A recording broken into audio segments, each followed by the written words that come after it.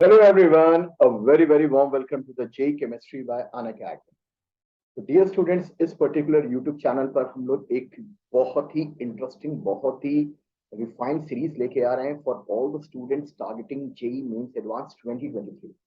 ये सीरीज आपकी प्रिपरेशन में गेम टर्नर हो सकता है, गेम चेंजर हो सकता है, क्योंकि इस सीरीज में हर टॉपिक पर एक 15 मिनट्स का डेडिकेटेड सेशन होगा, जिसमें उस टॉपिक से रिलेटेड सारे की पॉइंट्स को हम लोगों ने बहुत ही अच्छे से अपने इस सेशन में और आने वाले सेशंस में इंक्लूड कर रखा है। मैं हूं गौरव दीक्षित, आपका chemistry educator with a teaching experience of more than 13 years.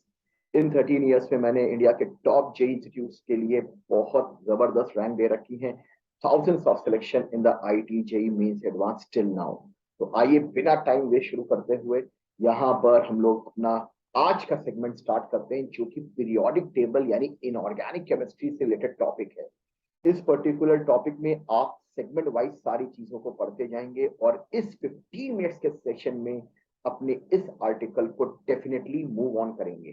तो पीरियोडिक टेबल का आज पहला जो हम लोग पार्ट डिस्कस करेंगे, यानी जो पहला हम लोग का आज का सेशन है, वो है development of the periodic table. कैसे पीरियड टेबल रिफाइन हुई, क्या था उसका बेसिस, और किस तरीके से हम लोग प्रीवियस टेबल क्लासिफिकेशन से आज के टेबुलर क्लासिफिकेशन की ओर मूव कर रहे हैं। तो आइए मूव करते हैं आज के पर्टिकुलर टॉपिक पे।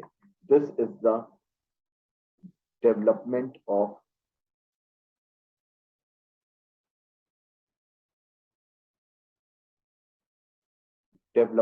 ऑफ पीरियोडिक टेबल और development of classification of elements, यानी एलिमेंट्स का क्लासिफिकेशन किस तरीके से किया गया है। ओके, तो सबसे पहले यहां पर अपनी टाइमलाइन को शुरू करते हैं और टॉपिक वाइज हम लोग मूव करते हैं टाइमलाइन के हिसाब से। सबसे पहले आया tabor near triad,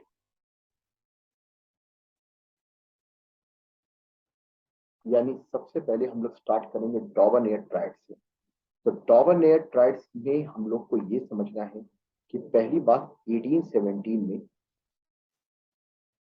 Johan Dabur near ने ये कंसेप्ट सजेस्ट किया था। Johann Dobereiner suggested the concept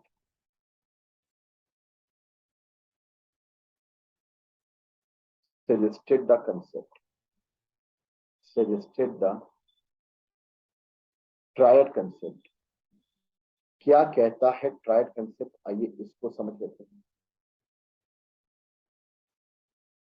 इस कंसेप्ट के हिसाब से triad is a set of three elements with similar property. Set of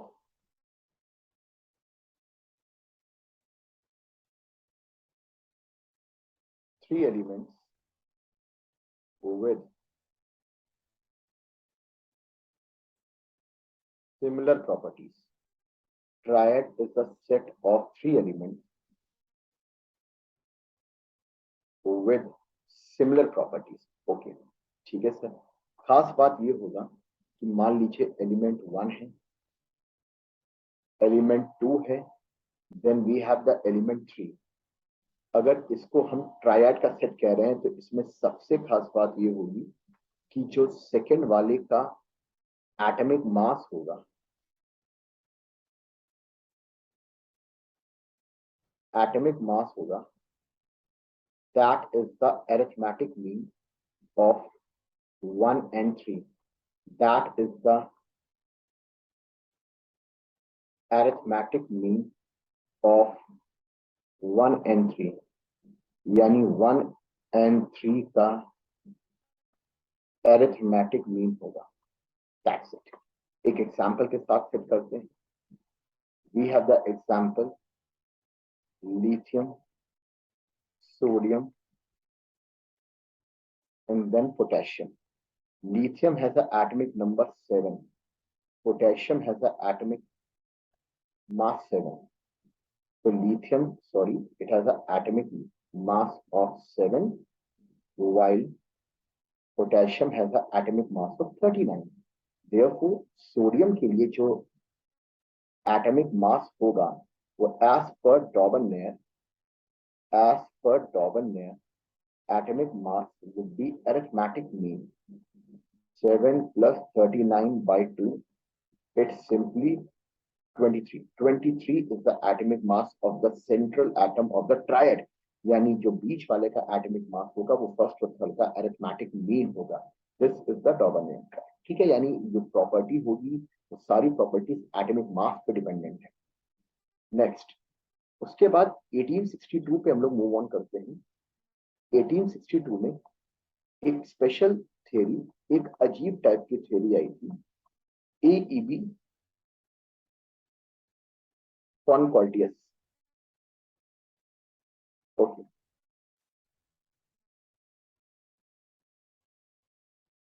AEB कॉनकॉर्डियस.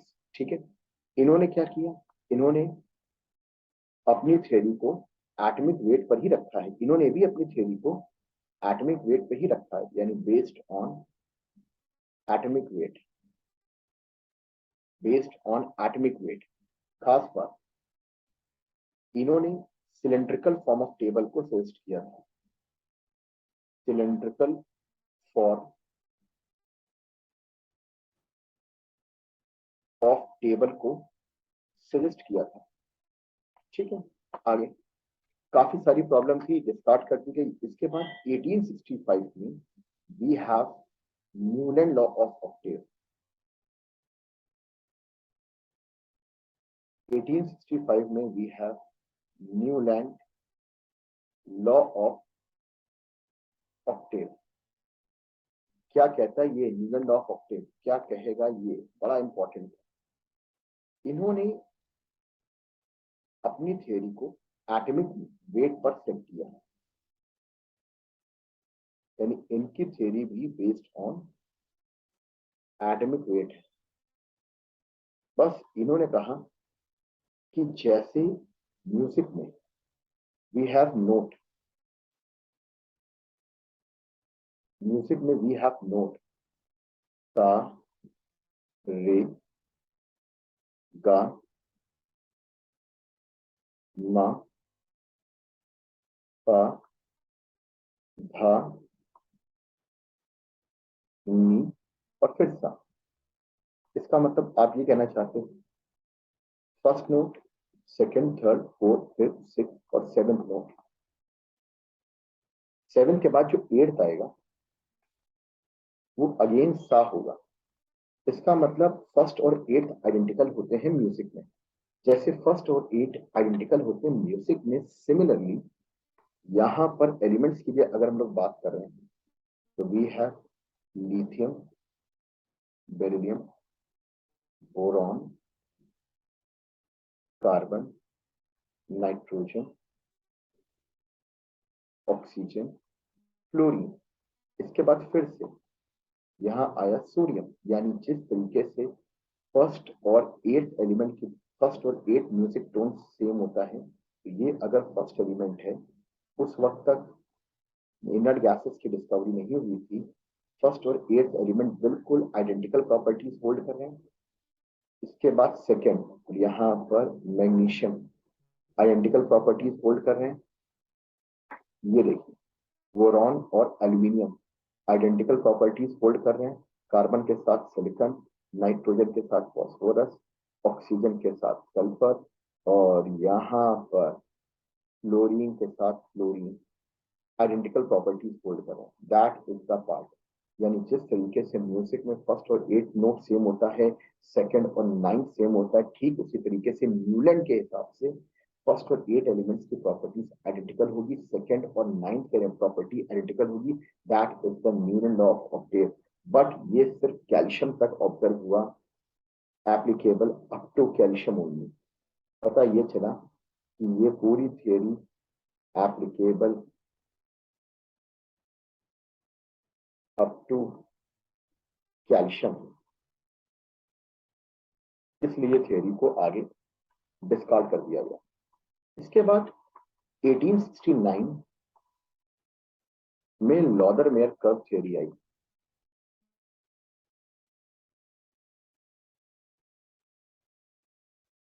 लॉदरमेयर curve theory आई। अब लॉदरमेयर कर्व में क्या कहा गया ये समझते हैं। तो लॉदरमेयर कर्व में बहुत आराम से उन्होंने एक कर्व ड्रॉ किया। कर्व किसके किसके बीच में ड्रॉ किया? Physical properties versus atomic weight. जैसे इधर मान लीजिए एटॉमिक वॉल्यूम ले लिया, फिजिकल प्रॉपर्टीज यानी फिजिकल प्रॉपर्टीज। ओके, यानी जो भी कर्व ड्रॉ किया है वो फिजिकल प्रॉपर्टीज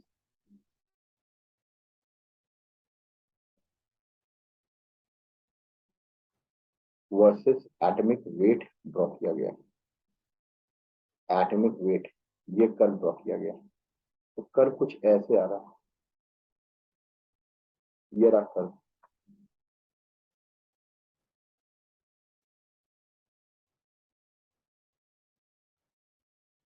इस तरीके से कर्व आ रहा है।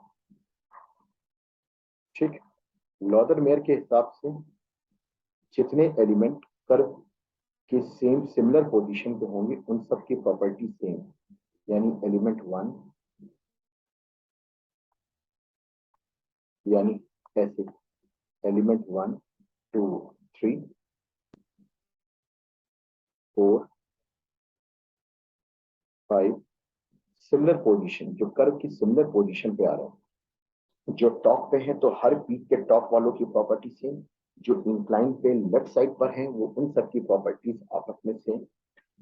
इसके अलावा मान लीजिए ये मार्क कर दिया 7 8 9 तो स्टार्ट। क्रॉस वालों की पोजीशन सिमिलर। जो क्रॉस वाले हैं सिमिलर पोजीशन वाले क्रॉस, यानी 1 2 3।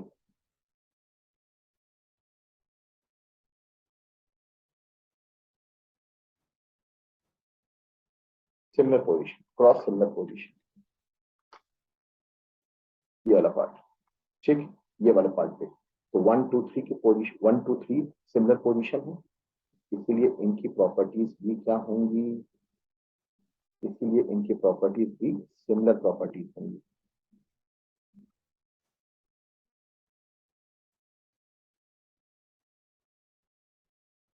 Okay, 4 5 6 similar position similar properties. ठीक, इसके बाद 7 8 9 सिमिलर पोजीशन है, उनकी प्रॉपर्टीज भी क्या होंगी? Similar. That is all for the Lothar Meyer curve. और उसके बाद फाइनली हम लोग मूव ऑन कर रहे हैं मेंडलीफ पीरियोडिक लॉ पे।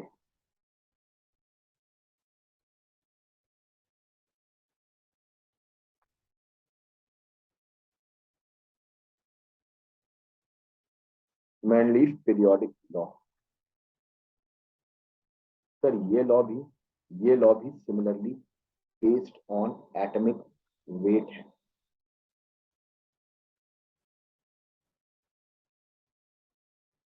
यानी ये लॉ भी बेस्ड ऑन एटॉमिक वेट है। इस लॉ के हिसाब से properties of element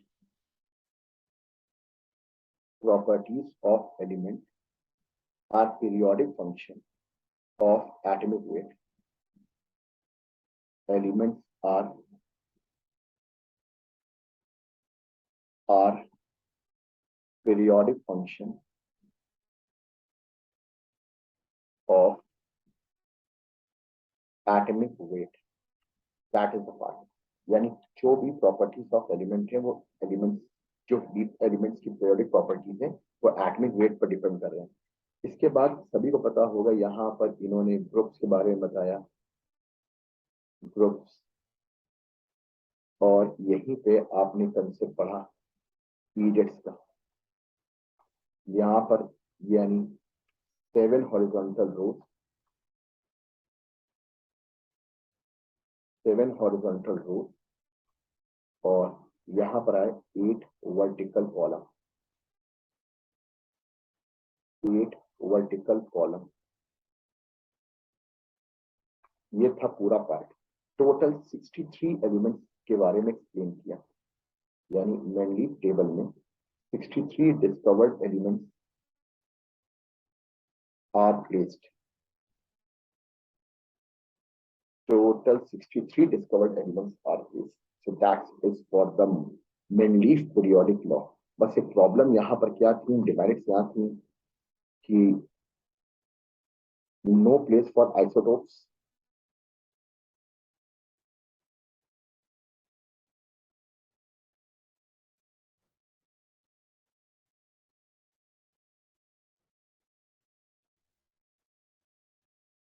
no place for isotope,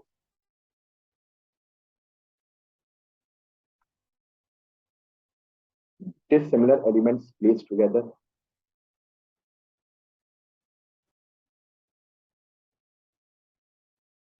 elements are placed together. So this is the development of the periodic classification. Next series में हम लोग डियर स्टूडेंट्स मूव ऑन करेंगे modern periodic table से। तो अब तक था ये जर्नी जिसमें आपने हर एक के इंपॉर्टेंट पॉइंट्स आपने समझ लिए। तो मूव करेंगे नेक्स्ट सेशन पे। इसको लाइक करिए, सब्सक्राइब करके रखिए चैनल को। मिलते हैं नेक्स्ट सेशन पे। Take care, let's back it.